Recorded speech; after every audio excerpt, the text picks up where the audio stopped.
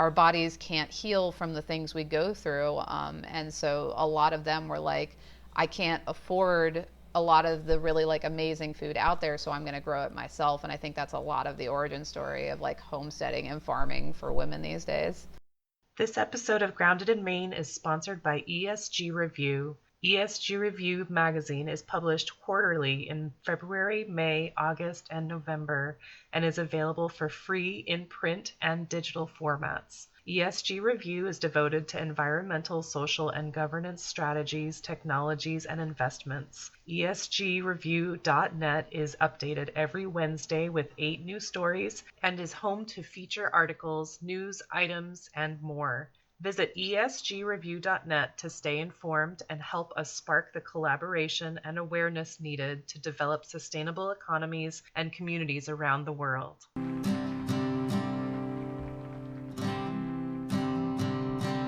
There's a place where there's no trouble, no more pain, no more struggle. Grounded in Maine podcast is an open conversation about how we show up for the world. I started this podcast out of a desire to learn new ways to be sustainable because the word sustainability is big. It can be overwhelming, and I just wanted to learn, different ways to try to be part of the solution and not feel like it's too late. So I'm talking to people who are doing different things and learning so much. I hope you are too. Hi there. Thank you so much for listening to Grounded in Maine today. My name is Amy. My guest today is Lauren Lovejoy of the Red Hen app, which you may or may not have heard of the Red Hen app, but hopefully you'll be really excited about it after this conversation. Lauren and I met through the Women in Regenerative Agriculture group, and we just really clicked. She's also in Virginia. She's not that close to me, but we're still in Virginia. But Lauren, thank you so much for being here. I'm very excited to share more information. Thank you so much for having me. So I'm really curious to know how you came to this point of why did you want to create an app? And I'm also curious why Red Hen? Yeah, a good question. So a couple years ago when I started farming, I didn't have any history of farming in my background. I didn't know what to do or how to do it, but I was just excited to get started. So I went to Instagram and started looking at other farms that were practicing regenerative agriculture to learn from them and see what they were doing. And I started sharing what they were doing and what I thought was really interesting. And this account just kept growing and growing because there were so many other people that were like me that were excited about regenerative agriculture but didn't really understand what it meant. And it's been such a great place of like exchanging ideas and showing what works and all these great things. And people would come to the page and they would say, I love this. This makes sense for me and the land. How can I buy from these farmers and support them directly? And we started making these connections, but it was still a little difficult to reach those farms and connect. And that's where if I had problems like buying and connecting with farms, other people were definitely having it. So I wanted to create an app that it was just as easy as buying from Amazon, that in a couple clicks you could find local farms, see what they had, and buy from them. And that way it took all the barriers out of really like just being able to buy local. Yes. Oh my gosh, yes. I mean, making it convenient is so important because I mean, if you were having trouble finding things and you were looking for them, there are people that don't have the focus to really work that hard at it. They have a million things going on. Absolutely. We're both kind of in Southwest Virginia and there's cows everywhere. And my goal was to buy all of my beef locally sourced for 1 year. And I know farmers. I am a farmer. I'm connected to farmers. And I still could not achieve full inventory for a year in the middle of Southwest Virginia. And I'm like, okay, that's a problem, right? Yeah, my goodness. Well, and yes, and now there are all the studies happening where, there's like, so many recalls and stuff like that. But also I saw years and years ago, and this is just very random, but also it changed my world when I saw that when you go to a grocery store and you find the package of ground beef and it's so pink, like that's not... That's because it was carbon monoxide. Like they pump carbon monoxide in to keep the color I don't know. It changed me when I saw that. Was it like 2020 or something like that? Absolutely. And that's actually a huge component of why I got into farming in the first place is I had a lot of health issues in my 20s. And the food that I ate became a huge component to my healing. There's actually like a lot of the female farmers I know came to farming because of chronic illness. But the difference in me of eating food that is not filled with chemicals and contaminants and all these different strange things was night and day on how my body was able to heal and recover from illness. So, you know, all the different things that we don't know that are in our food, all the different recalls, all the different things. My goal was get back to eating nutritionally dense, locally sourced, like real food. Yeah. And that's interesting. That's an interesting point that you said, you know, most of the women farmers that you know got into it because of illness. And I mean, so I would guess that to that point, you know, a lot of the men probably got into it just because it was family, right? Like it was just passed down farming. I see a lot more like different reasons why men are in it, you know, that it's either the family business or there was an opening or a passion. Like there tends to be more variety, but a lot of women I see were kind of forced into it, that their health created a crisis that nutrition helped really like stabilize them, like autoimmune conditions and different things. You know, as a society, we are not eating nutritionally dense food in any way and capacity. Our bodies can't heal from the things we go through. And so a lot of them were like, I can't afford a lot of the really like amazing food out there, so I'm going to grow it myself. And I think that's a lot of the origin story of like homesteading and farming for women these days. Oh, that's such an important point to make. And also, you don't go into farming for the money. No, we're here because something has gone very wrong and we're trying to make the most of it.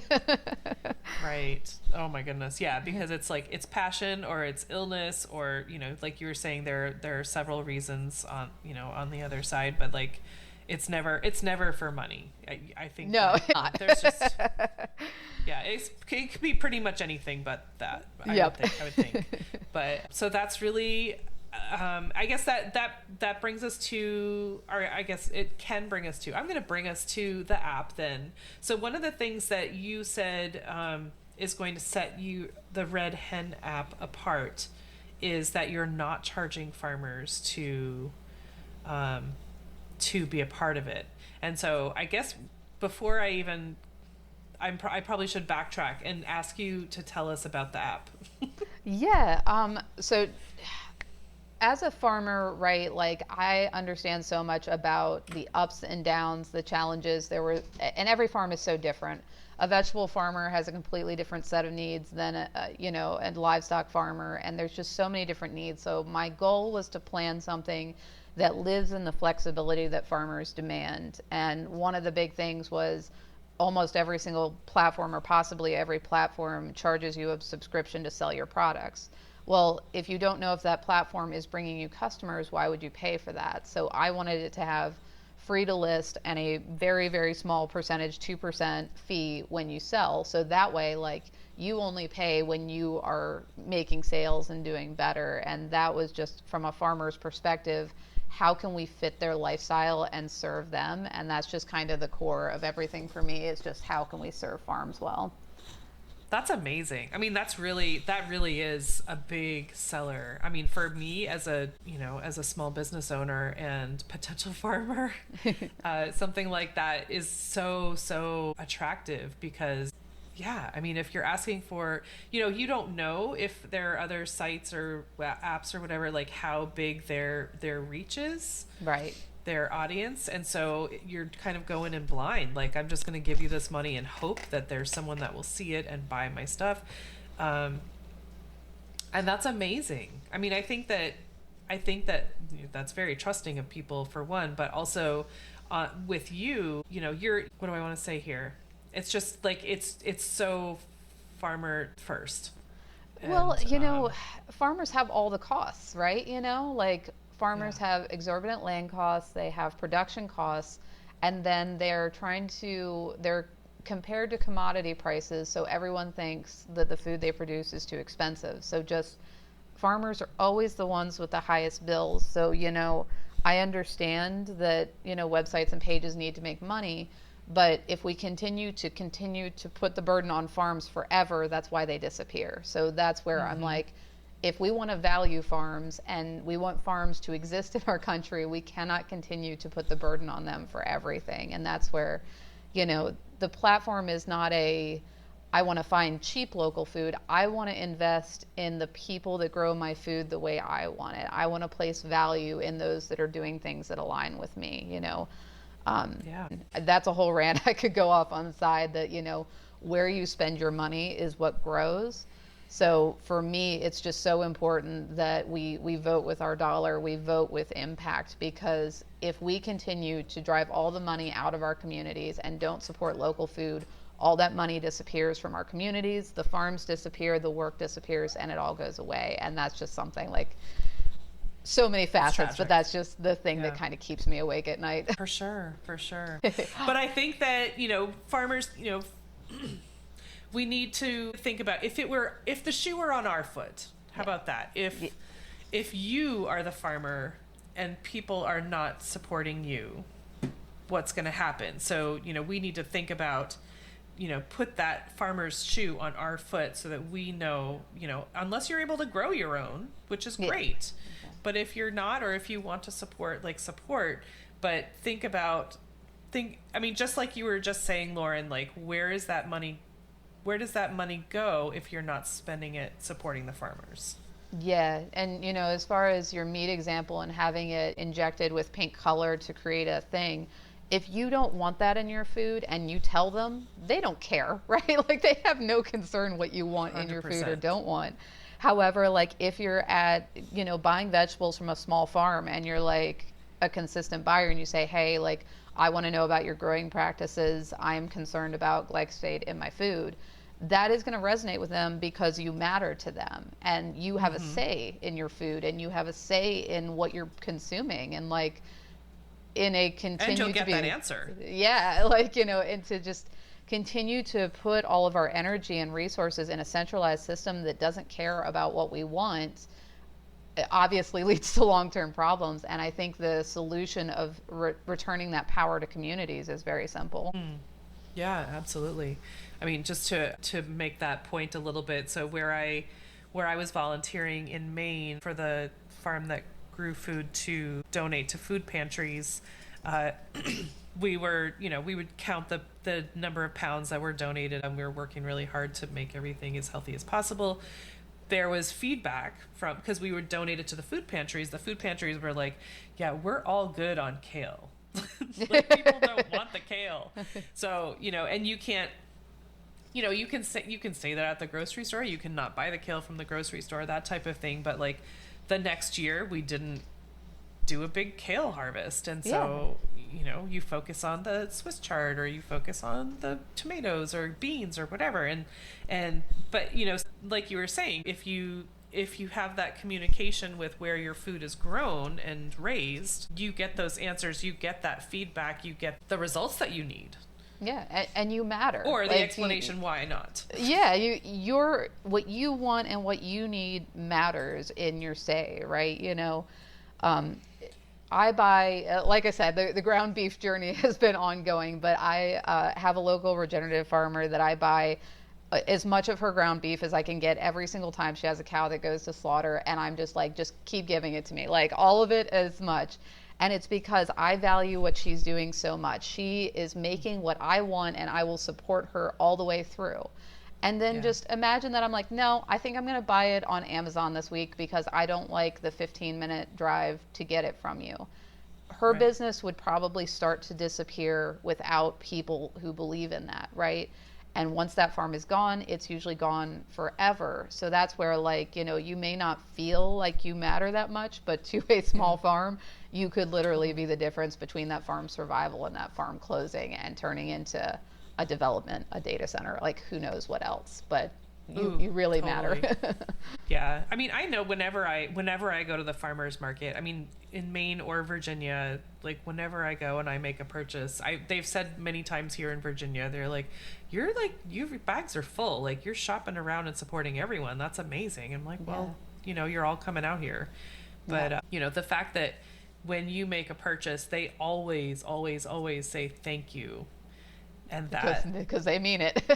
Yes, absolutely. Yeah. But it's just, I've said this before, like it's two ways. Like they say thank you, and that tells me that they are a real person, that they're receiving that gratitude and that support, and also that it makes me feel appreciated for supporting them. Absolutely. It goes two ways, and I love that. Yeah, and that's just, I want there to be more of that. I want us to have bigger voices in our community. I want us to have bigger impact on the choices of food that we put into our bodies. I want us to have access to those things, because I was in a discussion the other day, and it's like, well, there aren't enough regenerative farms to feed the world. And I'm like, well, yeah, if we continue to drive farms out, there'll be less and less. If we continue to support them, there'll be more and more. So this is all about like access to choice and freedom, and those are just the things that I think if we made things more convenient, because it's 2026, convenience is part of life at this point. If we can just find a way to bring that convenience, I don't see any reason why we can't really like turn the tide on the disappearing farms and bring back that food that we all really need. Yeah. And I want to, we were having a conversation before we started recording, which was really interesting to me. I was saying that the Red Hen app is sort of like a mobile farm stand. And what you said afterward really hit me hard, because you were saying that farm stands are, well, you can word it better than I can, but there are a lot that are being removed. Yeah, so in a lot of like townships and smaller community, roadside farm stands have been there since forever. And I'm seeing more and more people report that their town has asked them to close them for a variety of different reasons. But even the towns are saying, we don't want these farm stands anymore. And why they would do that, I don't know. I'd have to look into it further.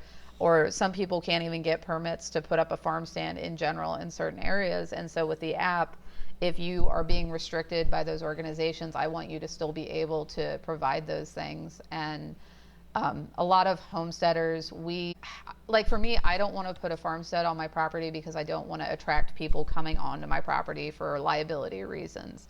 But I still need to sell my food and make a profit with the stuff I grow. With technology, we can overcome and adapt to these different challenges. And, that's what I hope we can do, is stop removing the things that shut farms down and find ways that we allow them to grow at their pace, at their schedule. Right. We need to remove those barriers. Yeah. And I think that was really powerful for me to hear you say that. I had no idea that was a thing. I imagine it's a zoning thing or competition thing, which either way, I don't like that. Yeah. But I love going to farm stands.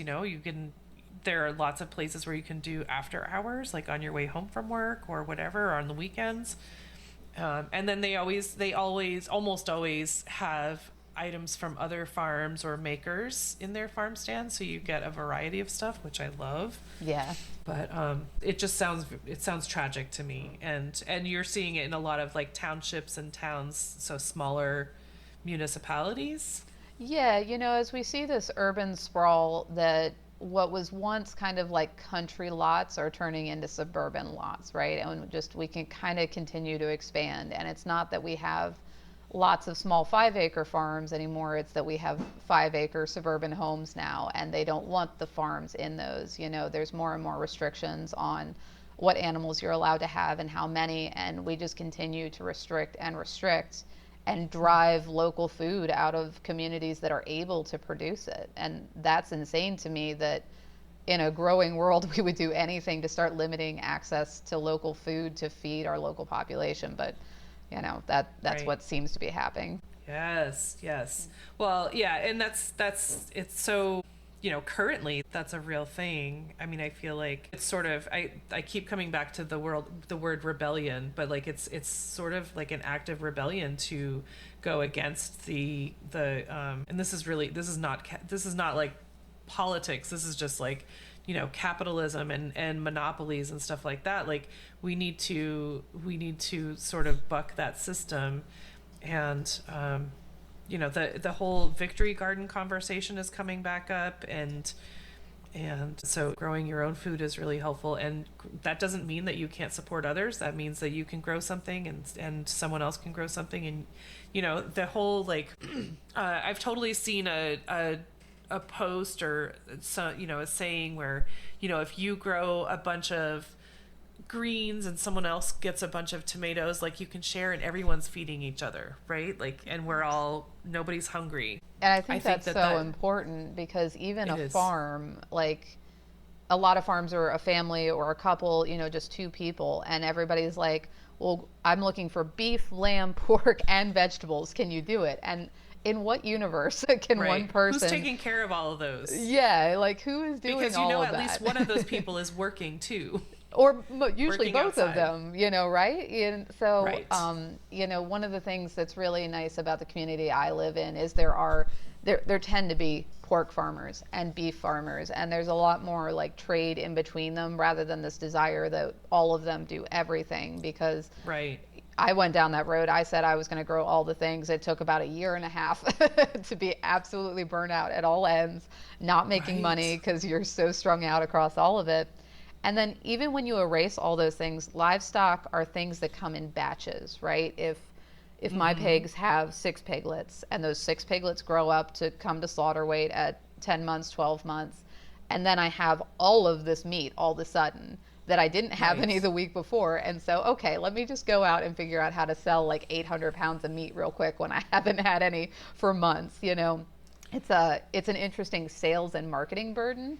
And that was, again, in the flexibility of the app. You list when you have it. When you don't, it goes away. And customers don't have to like, hey, do you have it? No, I don't. Like, hit me up later. Like, you can just see and find out. Yeah. And if I don't have it, like, there's probably somebody else that's down the street that is also great. And you can support all of them. And it's not competition. It's all of us working together to feed our communities and cover those gaps, which I think is really like the victory garden mindset. It's not competition. It's all of us for the greater good kind of thing. Oh my gosh, yes. All of that. I think that, yeah. And so on the Red Hen app, you have your own, it's almost like a booth or a profile. And so you have your own little store on the app. And so, you can put a picture or a logo, and you can list the things that you're offering and the prices, that type of thing. And so, how do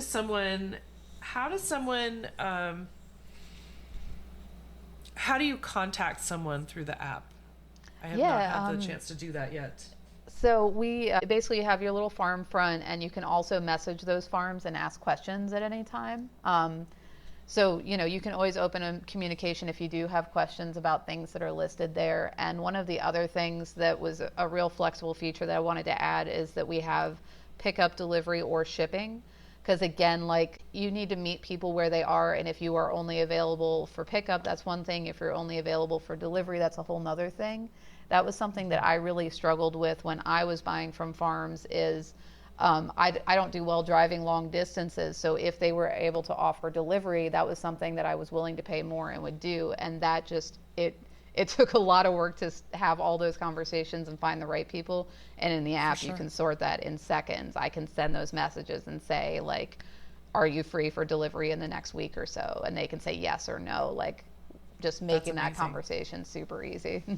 Yeah, or even just like a meetup halfway or something like that. Yeah, you guys do what fits for you, right? And on Facebook, I always think it's a little weird. I'm going to meet this stranger halfway between these points, and I have to give them a deposit because it's hundreds of pounds of meat, and I don't know if that's a real person or fake. Right. And, kind of like eBay structure, you have that protection that you're not selling to people with no reputation. You have, farms that are verified businesses when you get to the app, and those are, there's so many things in practice that I was like, we just have to make this fit humans and where they are now. And so that's been a fun experiment to work through. Fun. I love that entrepreneurial spirit where you're just like, this is a problem I'm going to work on, and you're solving it by the things that you've seen that are missing.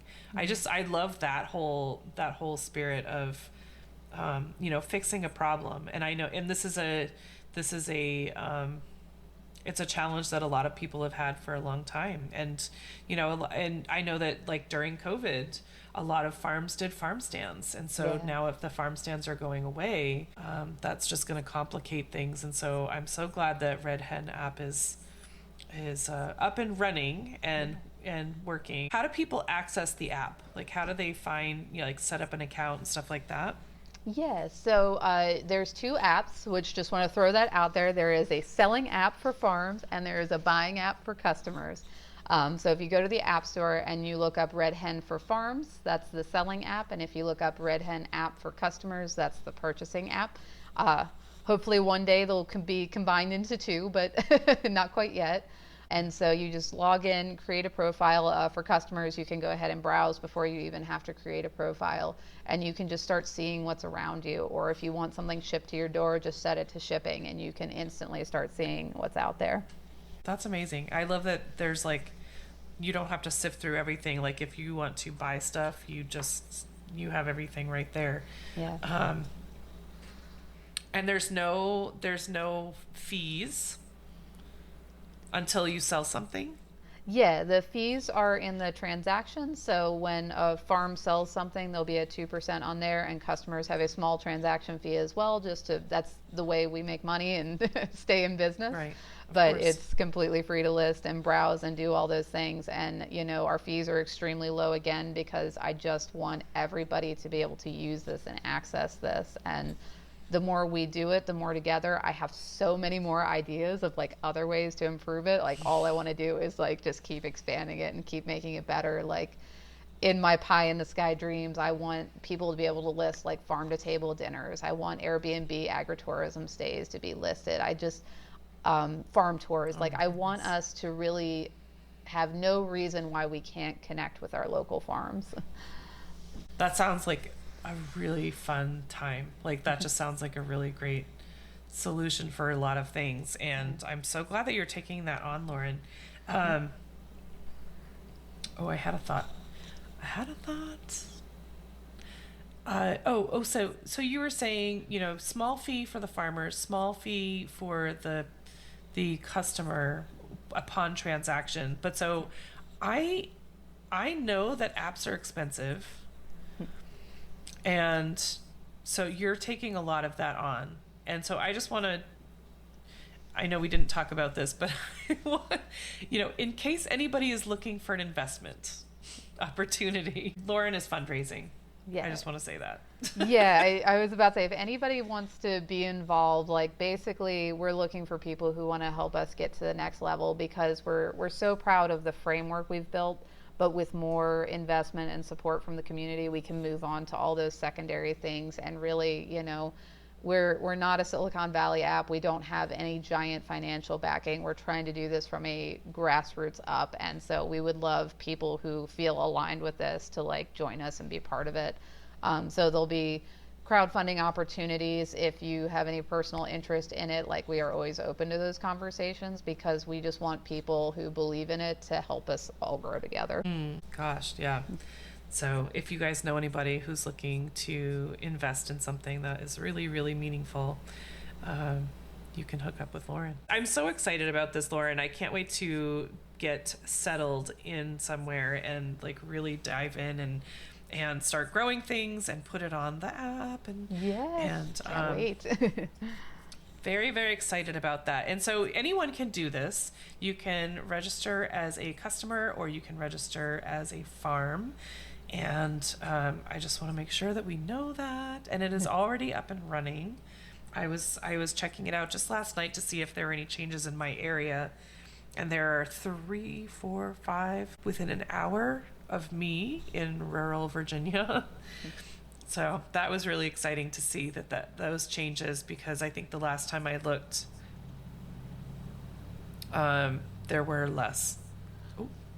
Yeah, we're really starting to, get the message out there and reach people. And, you don't have to be a formal fancy farm. It can be people who are raising a handful of chickens in the backyard. It can be somebody with a really great garden who wants to sell excess. Don't let the word farm make you feel a little like, illegitimate. We want people who are growing real food to connect, and whatever that looks like. Oh, that's very exciting. I knew that was, that's a really great point, actually. And I remember having that conversation with Tara Osman about Farmish app, who is doing something similar, but her focus is really not necessarily on the farmers, but like farm stands and people like you were just talking about, like they have a garden and they're just producing extra, or more eggs than they can eat in a week, or that type of thing. But I love that idea, and I love that you're planning to expand when the time comes, when things align. But and I know that Red Hen app is also on, I know you're on Instagram, and I'm sure you're on Facebook. Yeah. And it's just Red Hen app. Yeah, Red Hen app on Instagram, Facebook, TikTok. I'm sure there's more, but those are the big three, right? Those are the big three, yes. All right, and so what does the word sustainability mean to you? I know it's such a big word, Lauren, but I know you have thoughts on that. I do. So sustainability always goes back to me on like, what system are we sustaining? And right now, the vast majority of spending is sustaining a centralized system that doesn't serve the interests of the people a lot. And so sustainability to me is that we shift our focus and we start sustaining the systems that we do believe in, and we start sustaining those businesses with our votes, our dollars, our actions. And I think if we all can kind of make that 1%, 5% shift in our lives to really invest in things that we care about, either through action, or I think that ripple in the world is what we need. You don't have to say, I'm now buying 100% of my food locally. That would be great, but that's not very realistic in this day and age. What would a 5% shift look like? What would a 15% shift look like?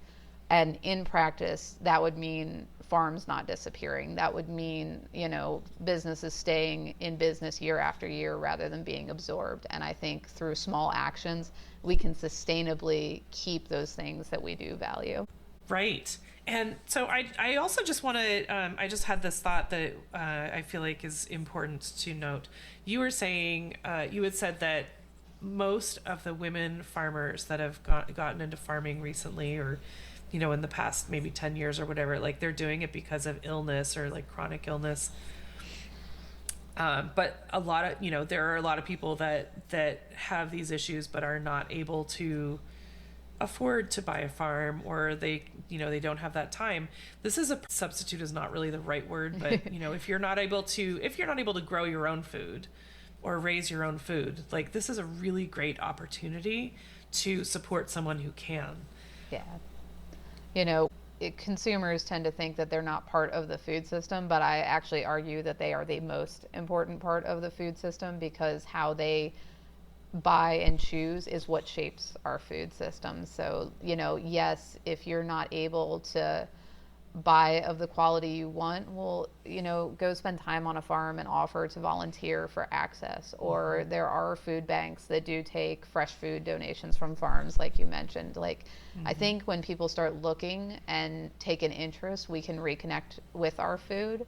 We just kind of have to take that first step of saying, okay, where are they, and what can we do to be more aware of what we're eating and putting in our body? And honestly, once you kind of peek that door open, everything kind of tumbles down after it. But I think that's, the first step is opening that door and looking at what those food systems look like. Oh my goodness. It's so true. And I love also just the idea, any opportunity to meet people in your community. And the people that are growing food, even more important. All right. So I feel like I just want to say to the listener, go get the app. It costs nothing, and see what's available near you. Just see. You might not be able to afford it right now, or just, maybe like Lauren was saying, like 1%, 5%, 15%, like, just incorporate something, support the local people if you're able to, and also just to see what's available. I think that, I know it's so interesting to see what people are doing near you and how you might be able to support them. That's all I'm going to say on that. Yeah, and I always say, like, pay attention to your food when you look at local real food versus like what you buy in a grocery store. Like, I love to tell people, go buy a dozen eggs from a small farm and buy a dozen eggs from Walmart and just cook them the same time, the same ways, and you will taste the difference. Like, there is visible, noticeable. There's nutrient density that you can't see. Like, Right. you feel better when you eat real food. And if that's just one product, think about all the rest of them. Like, another big one that I usually talk about is honey.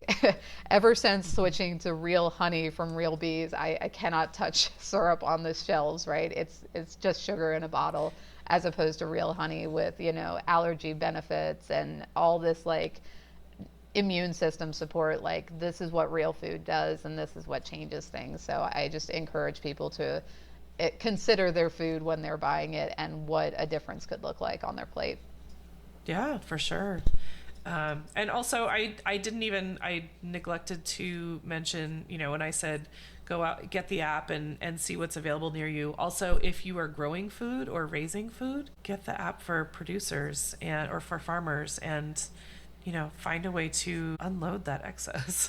Yeah, share the wealth. It costs nothing. It costs nothing until you actually make a purchase. So I love that idea. Right. Lauren Lovejoy, I appreciate your time and all your efforts and your passion for this. It's so exciting. I love talking to people who love farmers and love to support them in any way possible. And I love this idea of just making farms more accessible, because also, farmers markets are not accessible for a lot of farmers either. Like, they are working on the farm. They can't always just take several hours out to go to a farmer's market. And also, most farmers markets charge you to have a table. So they're not always able to do that. And so this is, farmers markets are awesome. No shade on farmers markets. I love them. But everyone's not able to get there. So this is another opportunity to get food locally and support those that grow it. Yeah, absolutely. Something that a lot of people don't know about me is I have a disability and, like, physical autonomic issues that I still battle with. So getting to a farmer's market physically is actually a huge challenge for me, and that was one of the limiting factors of why I couldn't access that food. So for the people who have disabilities and concerns of access, this was another way to bring access to another underserved community. Oh, absolutely. My goodness, for sure.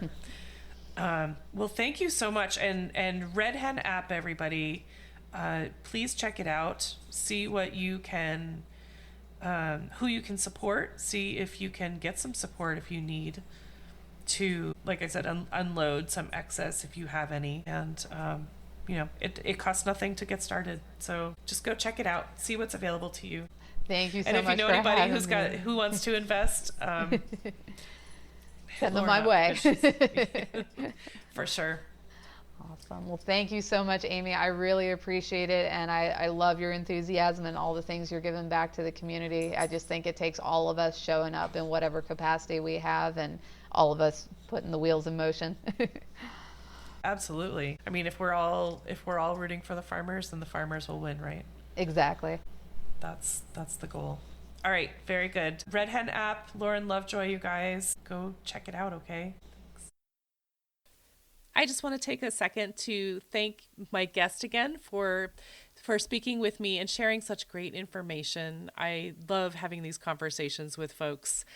I also want to thank Buzzsprout for hosting the podcast, for Jane Bolduck and her music genius, for Becca Coffron and her award-winning artwork. And thank you for listening. I appreciate that so much.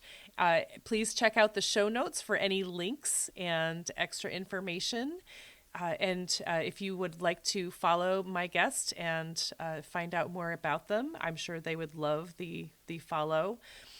And if you don't mind leaving a rating or review wherever you're listening, and just help to get this podcast in front of new eyes, that would be amazing. I would really love that.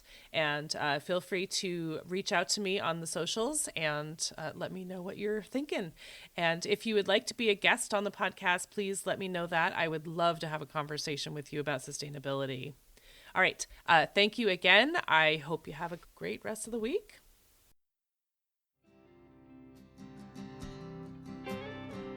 There'll come a day, my mama told me, when I find love to have and hold me, a heart that's strong and so sincere. Just tell me, how do I get there from here? Oh, tell me, get there from here, 'cause here and now I'm so far down that mercy's bound to find me.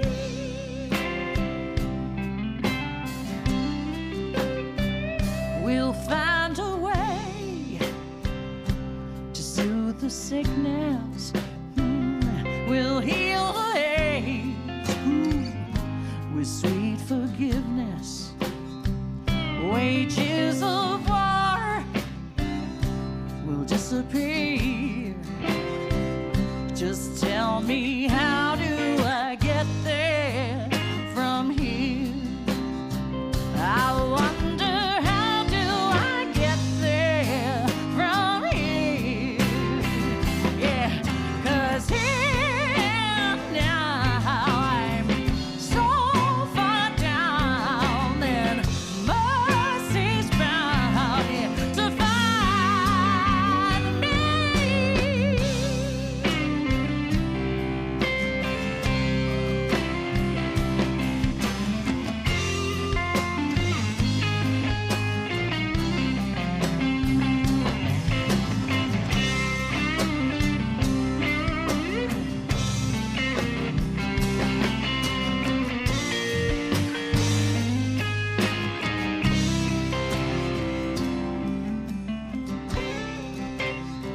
When that state of grace has finally found me, well, there'll be music, ooh, and good friends around me, yeah, yeah. And I'll just smile through happy tears and wonder,